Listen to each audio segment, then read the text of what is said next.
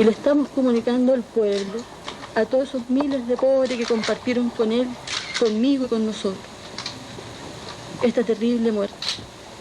Nos han arrancado a un combatiente ejemplar, a un revolucionario con todas sus letras, a un gran hombre,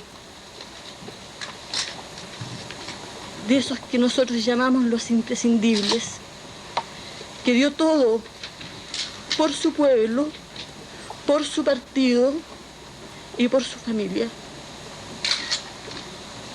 Yo lo dejé un par de horas antes, caminando en el centro de este Santiago. Y lo encontré desnudo, tendido en un charco de agua y sangre que aún tengo en mis manos, mirando las estrellas.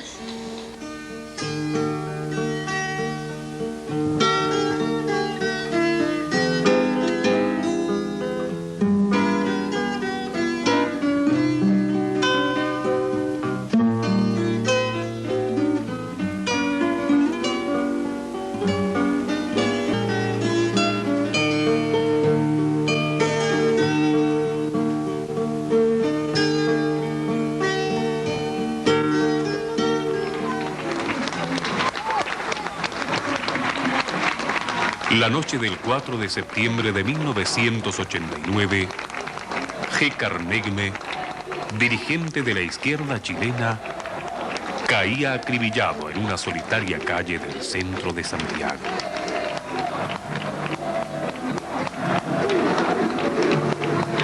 Doce balas disparadas por la espalda truncaron su vida. Gécar tenía 28 años y el cariño de todo un pueblo. Sus únicos enemigos eran Pinochet y su régimen. Su asesinato conmovió a todo el país. Miles y miles de trabajadores, hombres y mujeres, jóvenes, dirigentes sociales, dirigentes políticos, acudieron a su despedida manifestando a Gécar su cariño y respeto y a la dictadura su ira y desprecio. ¿Quién era Gécar Negme? ¿Quién ordenó su joven muerte? ¿Qué cobarde ejecutó la orden? ¿Qué lógica es aquella que siembra muerte para imponerse? ¿Por qué lo eligieron a él? Gécar era un hombre de nuestros tiempos. Era un luchador social. Era un dirigente de nuestro pueblo. Gécar era un revolucionario. Gécar era un camarada del MIR.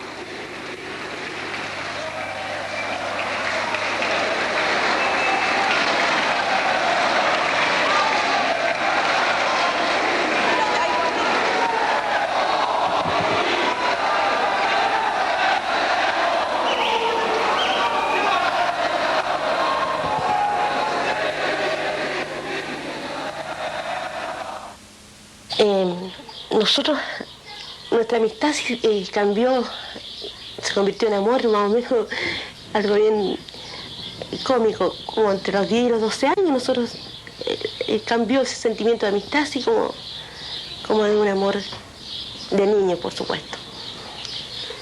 Y el año 58 más o menos se oficializó el pololeo nuestro, y luego a los 2 años nos casamos, 60.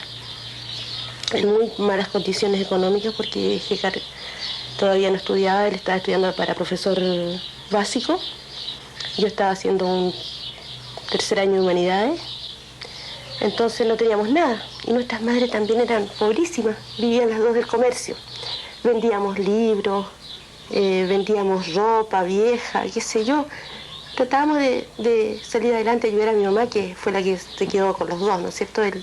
Gécar se vino a mi casa. De repente yo me di cuenta que estaba esperando a Gécarcito cuando tenía más o menos como 6 meses de embarazo. Y fue algo exquisito, rico, fue porque, bueno, ninguno tenía la experiencia de hijo. Y a nuestras mamás también les costó creer que nosotros tan jóvenes ya íbamos a ser papás. Era un niño muy inteligente, siempre mostró una gran inteligencia, una sensibilidad. Dudaba todo, siempre teníamos la casa llena de niños con los que compartía la once, sus juguetes, sus útiles, qué sé yo. Siempre sacó también el colegio el premio de mejor compañero por eso mismo. En cuanto al aspecto político, lo mostró desde muy chico, ¿eh? Con el gobierno de Allende, cuando se presentó con la candidatura de Allende, que fue más o menos, no sé, 64, de haber sido. Gécar tenía 4 años, y me acuerdo que en la casa no se vivía ninguna actividad política, era más suave en todo el país, parece. Pero Gécar vibraba cuando escuchaba hablar de Allende. Y cuando íbamos a casa de algún amigo o pariente y se hablaba ya de política, Gécar botaba todo lo que había en una mesa y se subía arriba y se plantaba un discurso, que a la gente le llamaba mucho la atención porque él tenía recién 4 años.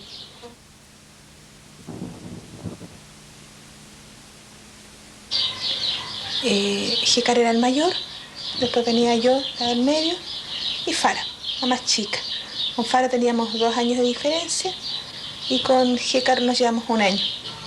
Teníamos las mismas relaciones quizás de cualquier familia normal, pero siempre como con mucho cariño y mucho respeto hacia nosotros, de parte de nuestros papás, mi mamá, mi viejo. Mucho respeto, mucho cariño para tratarnos, mucha preocupación por la alimentación, por la cuestión intelectual, digamos, que no fuera en el colegio. Los días domingos siempre eran días domingos de paseo. Era como tradicional, o sea, el domingo era salida. Salíamos con mi papá generalmente, mi mamá se quedaba en la casa y recorríamos los lugares típicos que recorren los niños, al cerro, a los juegos, a las plazas, museos. Nosotros siempre supimos que mi papá militaba, que está en el Partido Socialista. Siempre supimos que en la casa todos estaban con Allende y nosotros por lo tanto también. Nos llevaban, mi mamá, ella nos llevaba a concentraciones, nos llevaban a reuniones, nosotros veíamos al papá hablar. Reuniones de la junta de vecinos, con mi mamá la acompañábamos de repente al centro de madre, la acompañábamos al liceo. Mi mamá siempre, cuando salía, nos trataba de llevar. Una relación como muy estrecha en ese sentido. Dentro de esas cosas, por ejemplo, me acuerdo una vez que estábamos almorzando, comiendo, no recuerdo, y el papá nos preguntó en a qué partido nosotros íbamos a pertenecer. Cuestión que a nosotros no nos pilló de sorpresa, en general los 3 contestamos. Yo me acuerdo que Gécar contestó que él iba a ser del MIR. Yo contesté que iba a ser socialista y no me acuerdo bien la respuesta que tuvo la Emilia. Pero era como, la parte política era como parte de la familia, ¿no? Y en esos tiempos se vivía así en todas las familias, o sea, no era una excepción en nuestra casa.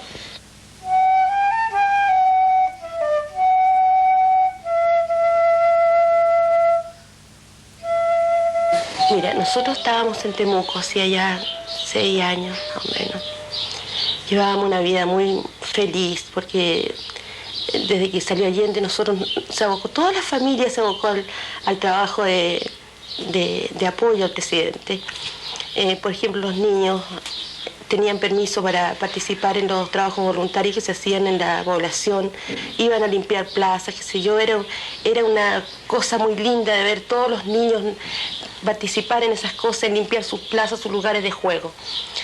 Nosotros también organizamos la canasta familiar, donde también participaban ellos pesando alimentos, qué sé yo. Y toda nuestra vida durante ese tiempo fue algo muy lindo porque todos participamos, ninguno se sintió marginado de la situación del momento que se vivía. Ya más o menos como el 72 empezó ya esta cosa de los milicos que no nos dejaban salir a hacer una manifestación de alegría, de apoyo al presidente. Veíamos los milicos muy encima de nosotros. Gécar, que no conocía mucho de historia de lo que de las dictaduras de otros países, me decía que esto era terrible, Pero yo no lo creía, a pesar que me había documentado algo, sobre todo con material que había llegado de Brasil sobre la tortura, sobre qué sé yo, todas esas cosas. Pero yo no lo podía creer.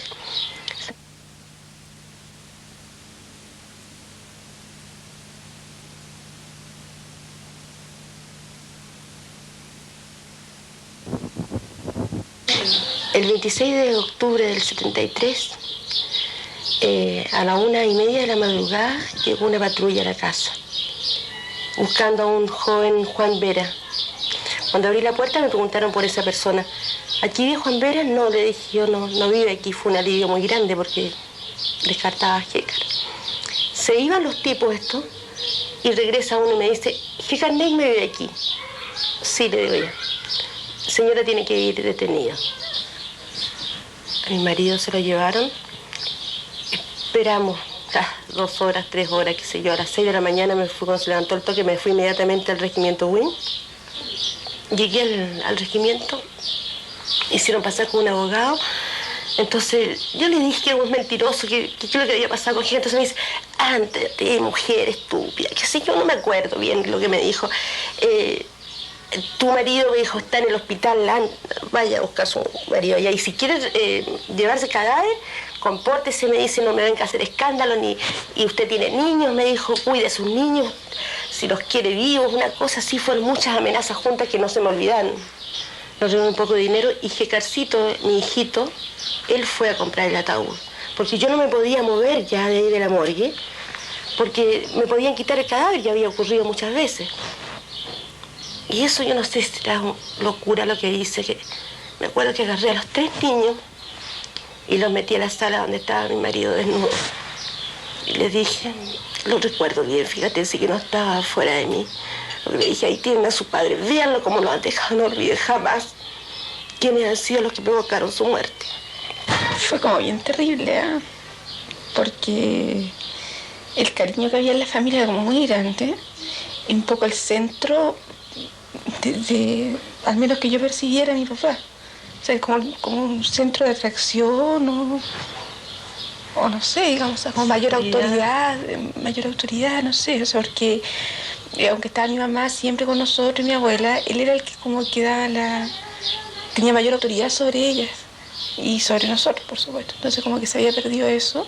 De la muerte del papá, mi papá tenía cuando lo mataron 32 años, Gécar, mi hermano, tenía 12, yo 11 y Farita 9 años. Bueno, después de la muerte de papá la casa cambió totalmente la vida de nosotros.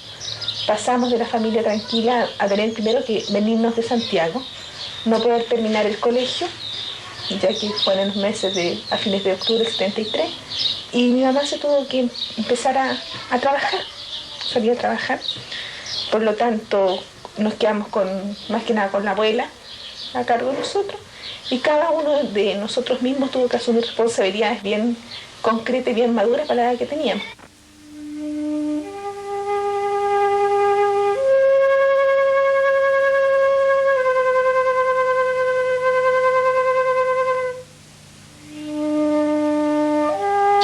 Bueno, yo lo conocí el año 79 cuando entré a la carrera de Historia, éramos compañeros de curso. Bueno, y ahí empezamos como a conocernos. Yo creo que lo que más me llamó la atención fue su vitalidad, su capacidad de irradiar vida, fuerza, su gran sensibilidad frente a todo lo que estaba pasando, y que era una persona que daba todo, que entregaba todo y plenamente.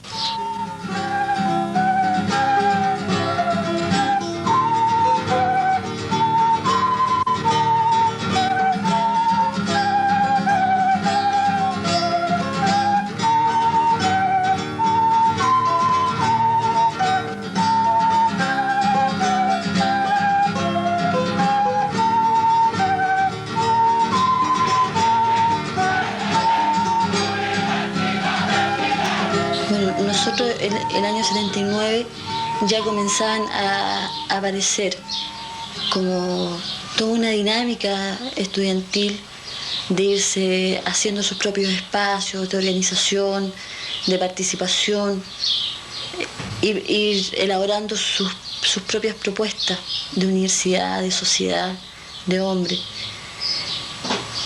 Entonces nosotros pudimos participar muy de cerca en todo ese proceso de reencuentro, digamos, con el movimiento estudiantil que tenía en sí mismo. Gécar, dentro de la UNED, yo diría que antes de la UNED, antes de comenzar a la UNED, Gécar tuvo un papel muy relevante, muy protagónico. Él mismo por su personalidad, por sus características, por sus capacidades. Ya previo a que surgiera la UNED, en lo que fue la discusión y la reflexión estudiantil respecto a cuál debía ser la forma que tuviera la UNED, Gécar había sido muy protagónico. Y en el desarrollo mismo de la UNED, de estar elaborando el pensamiento político que la UNED tenía en ese momento, Gécar también adquirió un papel muy relevante. En la práctica, lo que nosotros intentábamos hacer era efectivamente abrir espacios, ganar espacios para el movimiento estudiantil y vincularnos con las luchas que se dan en el exterior. La gente tenía mucha confianza en él, los estudiantes, y todos nosotros en realidad, porque sentíamos y veíamos ese compromiso de lealtad. O sea, cuando había que plantear cosas muy duras, que a veces costaba entenderlas, de todas maneras eran planteadas en las asambleas, eran discutidas hasta el último, ¿ya? Pero nunca, digamos, una manipulación, nunca el tratar de inducir comportamiento, sino que siempre tratando de ahondar los niveles de conciencia, tratando de hacer participar más plenamente a todos. Y ello reflejaba que las características de Gécar no eran la de ser una simple correa transportadora de orientaciones políticas, sino que era una persona eminentemente creativa que buscaba ser protagónico de lo que estaba haciendo, que no hacía nada si no estaba plenamente convencido. Cuando Gécar pasa a la clandestinidad, porque es perseguido, pero desde la clandestinidad él orienta a aquellos estudiantes que estaban dentro de este proceso de lucha dentro de la UNED a ir dando pasos, digamos, de democratización de la organización estudiantil en su conjunto, desde la clandestinidad. Yo recuerdo lo que significó para nosotros el hecho de que Gécar tuviera que clandestinizarse, que tenía una orden de y tuvo que estar un buen tiempo clandestino. Al principio no pudimos estar juntos. Yo ya estaba esperando al Gécarcito. Pero cuando logramos generar las condiciones para encontrarnos, fue una cosa muy linda. Fue una cosa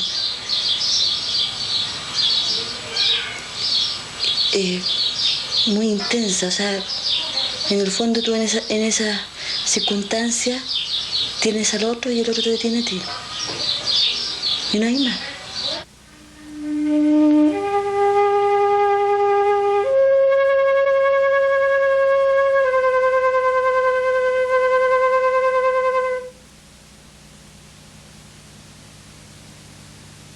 Mi nombre es Gécar Negme. Soy uno de los tantos luchadores por la democracia y la libertad que hay en Chile, y particularmente soy miembro del Comité Central del Movimiento de Izquierda Revolucionaria MIR. La verdad, Gécar yo lo conocí por ahí por los años 80 y nos conocimos en un foro ante un grupo de jóvenes organizado por el CEDEJ. Una persona que al mismo tiempo que defendía con énfasis y con calidad su opinión, era siempre capaz de escuchar la opinión de los demás, de entender que más allá de la discusión de entre cuatro paredes, lo más importante es cómo al mismo tiempo nos vamos ligando a la gente y escuchando a la gente. Yo creo que Gécar tenía eso. Él hablaba mucho de un nuevo estilo de hacer política. donde estuviera muy impregnado los intereses de los partidos, las posiciones políticas de los partidos, sus metas teóricas, sus posiciones teóricas o ideológicas, pero al mismo tiempo la política la hacían personas concretas, de carne, de hueso, con problemas, con felicidades, con sufrimiento, con familia. Y él daba cuenta de esa realidad en su cotidianidad para hacer política. Y eso era muy importante, por eso él era muy querido. Y más que querido, yo diría que era muy respetado por su sinceridad, por su transparencia. Buscando, bueno, en qué podemos marchar de conjunto, qué podemos hacer en conjunto, buscando que prime el espíritu unitario dentro de las fuerzas revolucionarias y dentro de las fuerzas de izquierda. Pero para que prime el espíritu de unidad es siempre necesario decir las cosas, y Gécar siempre las decía con franqueza. Y es siempre necesario tener una actitud concreta de que las cosas que se discutan digan relación con los problemas y las luchas de la gente. Y Gécar siempre colocaba los temas en función de los problemas y de la lucha de la gente, de sacar iniciativas concretas. Fue, sin querer endiosar, después de la muerte de Gécar, yo creo que efectivamente fue un hombre notable. Fue un hombre notable del cual aprendimos mucho y expresión de una juventud también notable en la lucha contra la dictadura. Yo creo que él jugó un papel bastante importante en lo que es la renovación de la izquierda, pero la renovación en el buen sentido de la palabra. No una renovación que reniega de su pasado, sino que las formas de hacer política las adecúa a la realidad presente, sin renegar, insisto, en ningún momento de lo que es el socialismo. Nítido, ¿no? Desde el punto de vista de sus convicciones, desde el punto de vista de sus posiciones, ¿no? Una gran rigurosidad en sus posiciones, pero a su vez una gran flexibilidad producto de su capacidad de comprensión de las complejidades de lo que significa la política como fenómeno de los hombres también. Yo creo que ese fue un gran aporte de Gécar a todos nosotros, ¿no? Porque le daba, incorporaba una dimensión que raras veces, digamos, uno encuentra en la vida política y que sin embargo está presente, ¿no? Gécar fue un hombre muy consecuente, además de una ética muy clara, muy nítida, muy transparente. Un rasgo que para mí es tan de Gécar, la ternura. Una persona que realmente estaba en la pelea, estaba en la lucha, estaba en la primera línea, estaba arriesgando todo y lo estaba haciendo porque era capaz, por sobre todo, de querer, no solo de querer. Él no era que quisiera las ideas puras, se quería, por supuesto, para él era muy importante las ideas, pero porque las ideas representaban a la persona, era la vida humana lo que estaba ahí posible de realizarse a través de sus ideas, de sus ideales. Esa ternura de Gécar lo hacía que se convirtiera en una persona muy importante, muy importante. Yo siento que Gécar ha sido una persona para mí muy importante. He recibido mucho de Gécar, mucho. Y el dolor de su asesinato es enorme.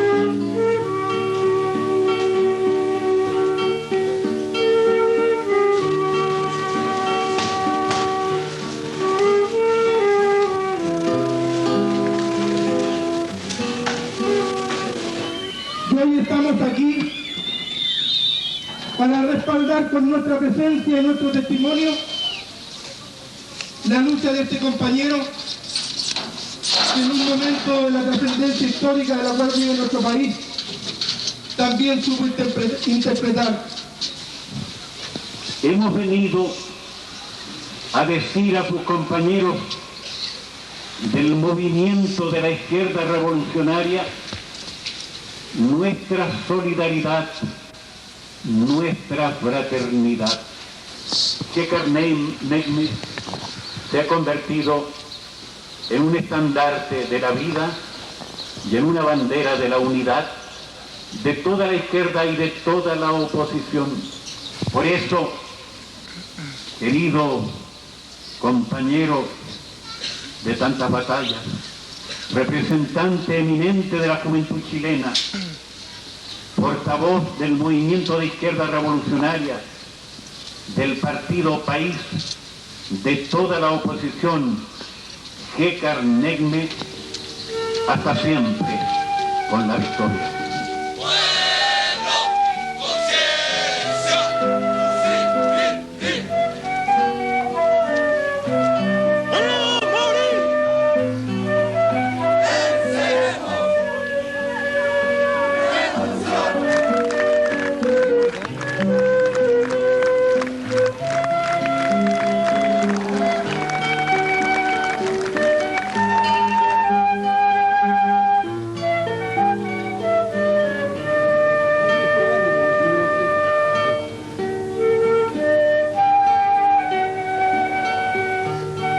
Los desafíos que nos presenta el asesinato de un revolucionario para cada uno de nosotros, para los dirigentes y para el militante de base, significa ser mejores, dar más, ser humildes y pertenecer a este pueblo, saber escuchar y saber combatir, como lo decía y como lo hacía Hecar, en cada una de sus luchas, en cada uno de sus espacios, en lo electoral, en lo militar y en lo social, en cada uno de sus espacios.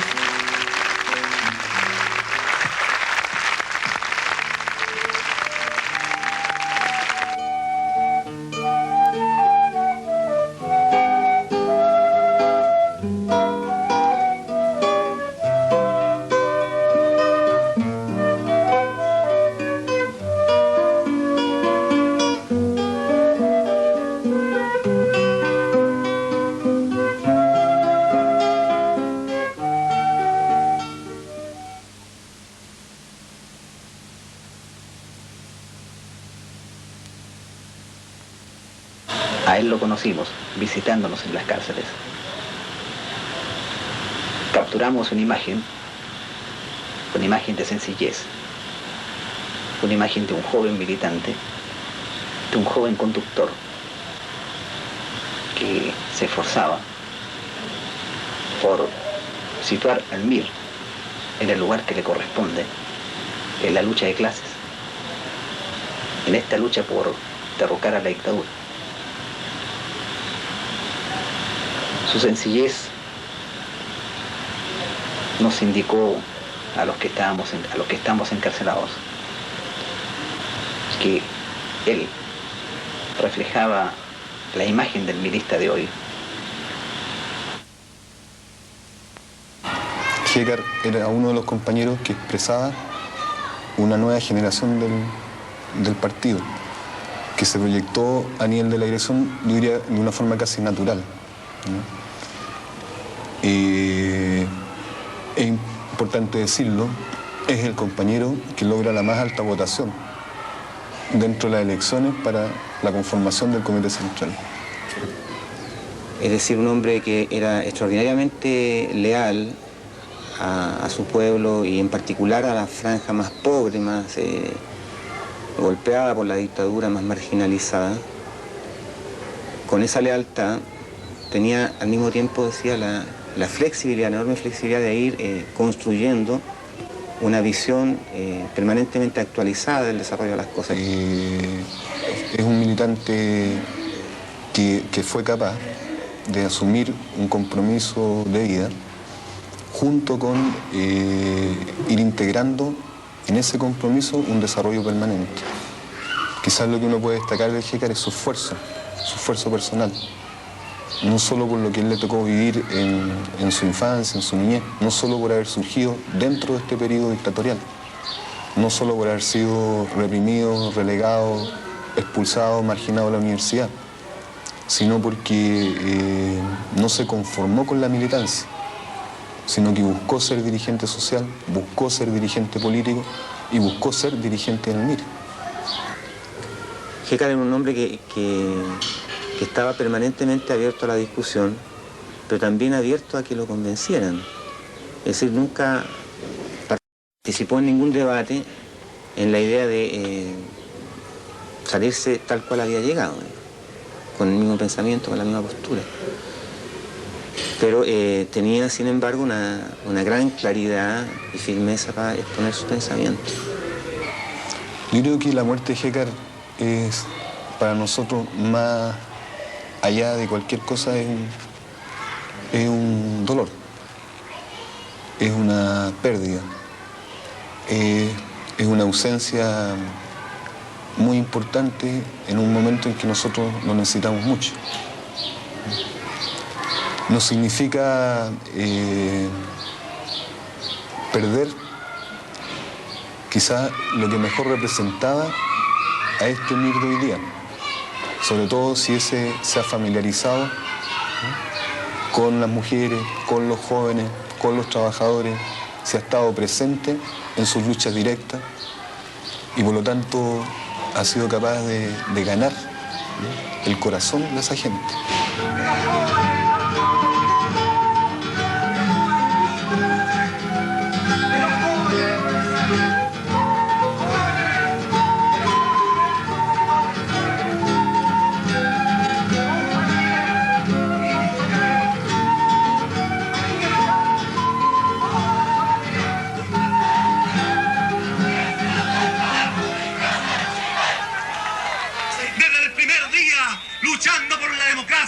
Luchando por la libertad. Y ellos, nuestros héroes y mártires, nos acompañarán. Acá está presente la mujer chilena, la dueña de casa, el hombre sencillo que por no encontrar trabajo ve impotente como sus manos son inservibles. Que el día en que fue asesinado, entre sus papeles, se haya encontrado el libro de Sergio Villalobos de Historia de Chile.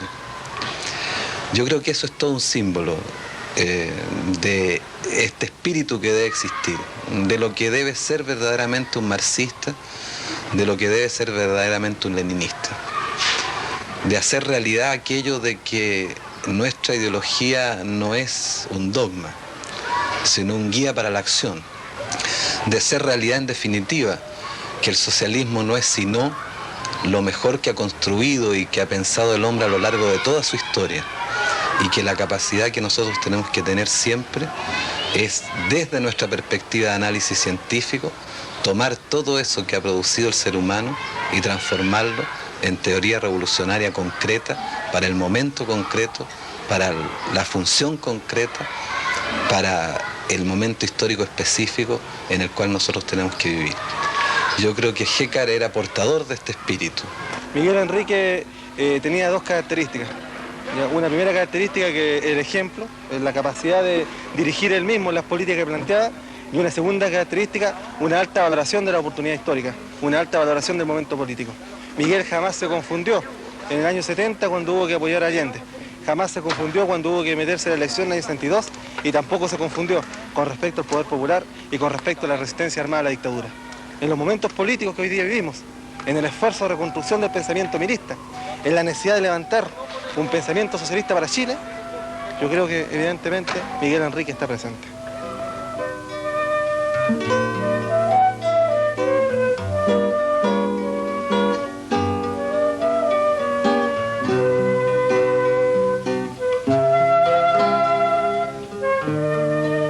Gran parte del trabajo de los jóvenes rebeldes se le debe al planteamiento político de Jécar, a la relación de confianza que él puso en una nueva generación de la cual también formaba parte. Jécar es de la generación de los 80, por así decirlo, es uno de los nuestros, y en esa generación fue imprimiendo el valor de la solidaridad, el valor de la fraternidad de los revolucionarios, el valor de la unidad, de los de abajo, de la clase obrera y el pueblo, y además señalando claramente que más que por odio a la burguesía, el problema de la revolución se hace por amor específicamente al pueblo explotado y al pueblo oprimido. Jécar ha significado no solamente para la juventud rebelde Miguel Enríquez, sino que para el conjunto de la izquierda un aporte significativo en el proceso de reconstrucción de una alternativa clasista en nuestro país. Yo creo que en particular los jóvenes miristas, la juventud rebelde Miguel Enríquez, rinde un homenaje con poner el nombre de Jécar Neigme en nuestro primer congreso fundacional. Pero lo significativo también dice relación con rescatar a esta generación, a lo que nosotros entendemos como generación de los 80, que ha entregado un aporte valioso, combativo, en el proceso de derrocamiento de la dictadura. Él era el amigo, el militante, el padre, el revolucionario, y eso yo creo que es lo más importante que nosotros podemos recoger de Jécar. Es lo más importante porque nos enseñó a ser una persona íntegra, a ocuparse en todos los espacios de su vida, poniendo énfasis en las tareas más importantes y en definitiva por eso entregó su vida. Yo creo que Jécar está presente en todos nosotros.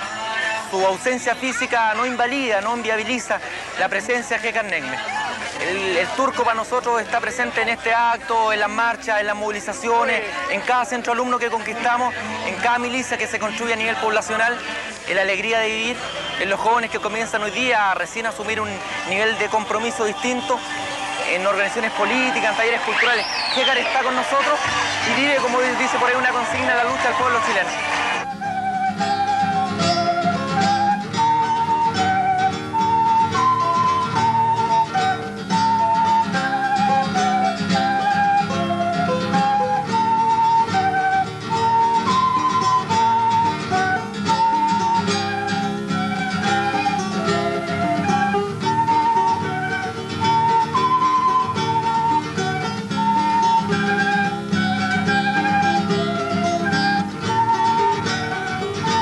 Entonces, ¿cuál es el problema principal? El problema principal es el enemigo principal. El enemigo principal es Pinochet.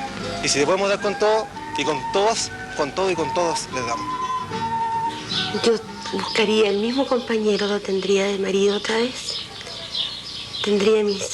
Formaría a mis hijos igual. Si se pudiera retroceder en el tiempo,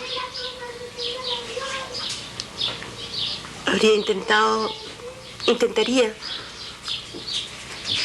haber sido un poquito más política, si se puede llamar así el hecho de tener una mayor participación para evitar estos crímenes de los que hoy somos víctimas. Yo creo que somos parte como de una generación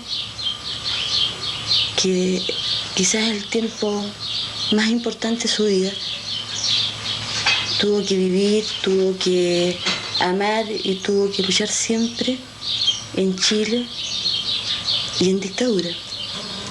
Y nosotros como pareja nos formamos en esa realidad. Y eso no significó restarle ni en plenitud, ni en entrega, ni en lo que nosotros queríamos construir. Los 15 años de dictadura fueron un trastorno para la vida política y social y nacional. Todas las formas que habían de organización, movilización, de representación política del pueblo fueron trastornadas por el golpe militar.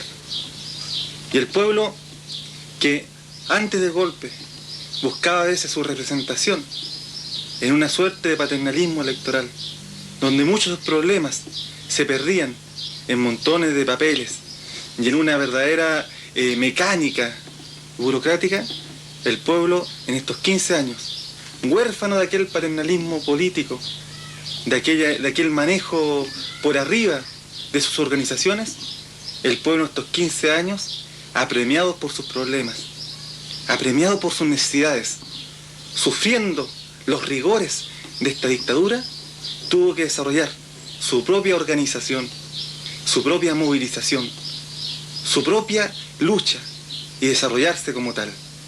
Y el pueblo en estos 15 años fue reencontrándose, fue construyendo confianza en sí mismo. Las confianzas, las protestas nacionales, la confianza del propio plebiscito. Fue desarrollando sus organizaciones. Y ese pueblo empezó a apreciar, a reconocerse y a conocer la importancia de su protagonismo. Y es ese protagonismo que todavía le falta desarrollo, que le falta extensión, crecimiento, es ese protagonismo el que hoy día los banqueros, los grandes patrones, los dueños de la tierra y de la industria pretenden arrebatar. Y para ello pretenden derrotar ideológicamente a nuestro pueblo, moralmente, para mediante esa destrucción y esa derrota volverlo a domesticar, volverlo a convertir en un pueblo servil que solo está a la expectativa de lo que resuelvan las cúpulas políticas patronales. Y eso no va a ser posible. Los propósitos de los que están arriba, injustamente en el poder, no se van a poder cumplir, porque el movimiento popular ha acumulado una larga experiencia de lucha, y porque las fuerzas populares, sus partidos políticos más importantes, el MIR, sabremos recoger este desafío y sabremos desarrollar aún más la organización y la movilización del pueblo, aprovechando y desarrollándonos en todos los espacios, con todas las formas de lucha.